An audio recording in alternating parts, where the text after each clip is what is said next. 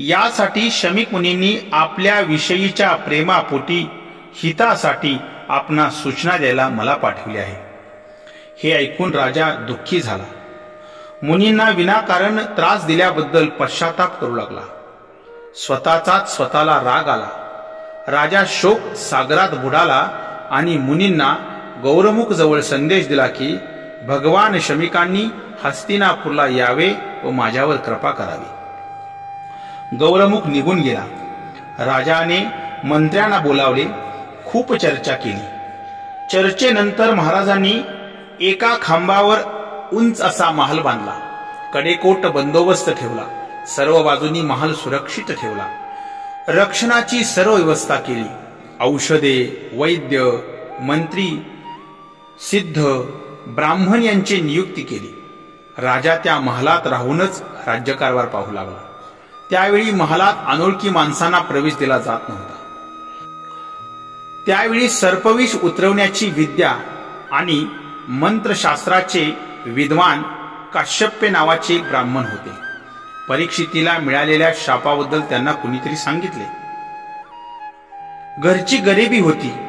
सर्पविष उतरवले व महाराज वाचले तर पैसा मिळेल, प्रसिद्धीही मिळेल आणि धर्मकार्यही होईल या उद्देशाने काश्यप्य ब्राह्मण परीक्षितीच्या तपासणीसाठी हस्तिनापूरला निघाले होते. रस्त्यामध्ये तक्षकाने काश्यपाला पाहिले. नागराजाने वृद्ध ब्राह्मणाचा वेश धारण केला. एका वटवृक्षाजवळ काश्यपाला गाठले व म्हणाला, आपण एवढ्या गडबडीने कुणीकडे निघाला आहात? आम्ही ऐकले आहे की राजा परीक्षितीला आज नागराज तक्षक दंश करणार आहे.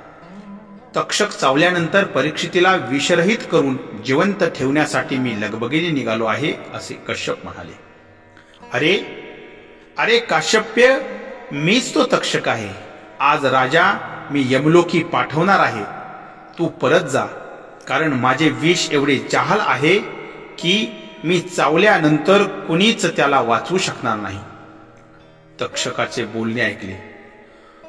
तू जरी राजाला चावलास तरी माझ्या विद्याबलाने आणि मंत्रशक्तीने मी तुझे विष नक्की उतरवेन. काश्यप म्हणाले, अरे मी चावलेल्या रोग्याला वाचवण्यासाठी तुझी मंत्रशक्ती समर्थ नाही. विनाकारण अहंकार कशाला करतोस? तू इथूनच माघारी जा. मंत्राची ताकद मोठी आहे. तुझ्यासारख्या तक्षकाला ते कळणार नाही.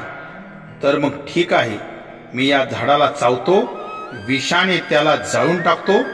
तू पुन्हा त्याला जिवंत कर. तुझी परीक्षा तरी बघू. तुला जर एवढीच घमेंड आहे तर या झाडाला दंश कर. तक्षकाने झाडाला दंश केला. तो वटवृक्ष क्षणार्धात जळून भस्म झाला. तेव्हा तक्षक म्हणाला, अरे ब्राह्मण, तुझ्या विद्याबलाने या झाडाला जिवंत कर. कश्यपाने झाडाची सर्व राख एकत्र केली. मंत्रशक्तीने त्या झाडाला जिवंत केले. तक्षकाला आश्चर्य वाटले व म्हणाला, खरोखरच तुझ्याकडे अद्भुत शक्ती आहे. परंतु तू जरी राजाला वाचवण्याचा प्रयत्न केलास तरी मुनींची शापवाणी खोटी होणार नाही. राजाचे आयुष्य संपले आहे. त्यामुळे समजा जर तू राजाला जिवंत करण्याचा प्रयत्न केलास आणि त्यात अपयशी ठरलास तर तुझ्या ज्ञानाबद्दल लोक शंका घेतील. मी आचपल होणार नाही. मला माझ्यावर पूर्ण विश्वास आहे आणि राजाला वाचवणे तर राजा मला पुष्कळ धन देईल. मग जेवढे धन राजा देईल तेवढे किंबहुना त्याहीपेक्षा जास्त धन मी तुला देईन. तू इथूनच परत जा. काश्यपाजवळ दिव्य ज्ञान होते.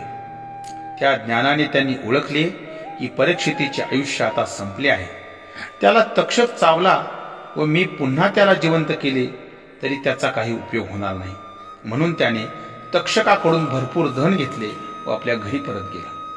इकडे तक्षक हस्तिनापूरला गेला. परीक्षितीच्या सुरक्षा व्यवस्थेसंबंधी माहिती घेतली. पुष्कळ विचार केला. शेवटी निर्णय केला की राजापर्यंत जाण्यासाठी मायेचा आधार घ्यायला हवा. लगेच तक्षकाने अन्य नागांना तेथे बोलवले. राजाजवळ पोहोचण्यासाठी तपस्व्याचे रूप घ्यायला सांगितले.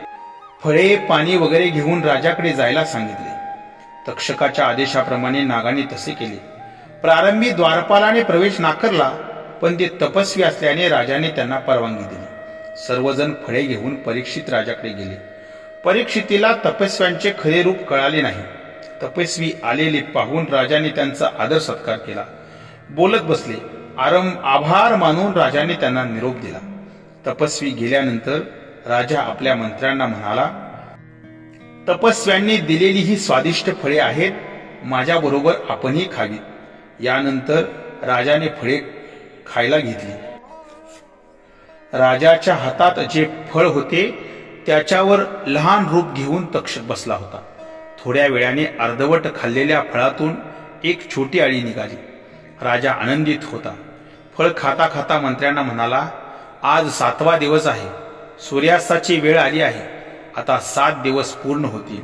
त्यामुळे आता मला तक्षक नागाच्या विषाची भीती नाही. मला शाप देणारा तो मुनी जर सत्यवादी असेल तर या आळीने तक्षक नाव धारण करावे व मला दंश करावा. असे झाले तर मी दोषातून मुक्त होईन. परीक्षितीने त्या आळीला आपल्या खांद्यावर ठेवले. उपहासाने जोरजोरात हसू लागला. तेवढ्यात त्या आळीने नागराजांचे रूप घेतले.